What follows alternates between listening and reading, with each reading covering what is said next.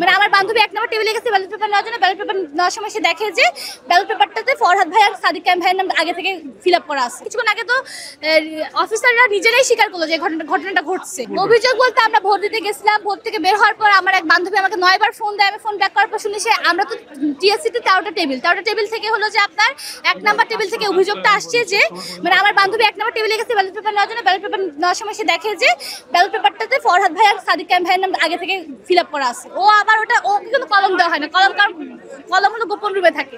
তো ও গোপন রুমে যাওয়ার আগে এটা দেখছে, ও না ঢুকে ও যখন আবার ফেরত আসছে একটা টেবিলে বসেছে, ভাই এটা তো আগে থেকে আপনারা ইয়া করে রাখছেন, মানে ফিল আপ করে রাখছে। ওরা মানে অস্বীকার করে যে তুমি করছো কিনা বা ইয়া মানে এটাকে তুমি করছো বা মানে তুমি কোনো দল করো বা হ্যান ত্যান এসব জিজ্ঞেস করার পর টিচাররা বলছে যে এটা হবে না, এটা ওরা মানে ইয়া করবে, এটা পরের বার তারা খেয়াল রাখবে। এবং কিছুক্ষণ আগে তো অফিসাররা নিজেরাই স্বীকার করলো যে ঘটনাটা ঘটছে, যে একটা ঘটনা এই ধরনের একটা ঘটনা পাওয়া গেছে।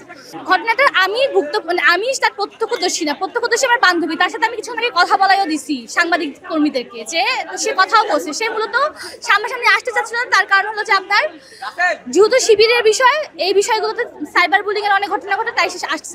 তবে সে আপনাদেরকে বাইক দিতে রাজি আছে, কিন্তু নাম প্রকাশে অনেক কিছু। এবং আপনাদের তো রিটার্নিং অফিসার স্বীকারই করলো যে এই ঘটনাটা ঘটছে।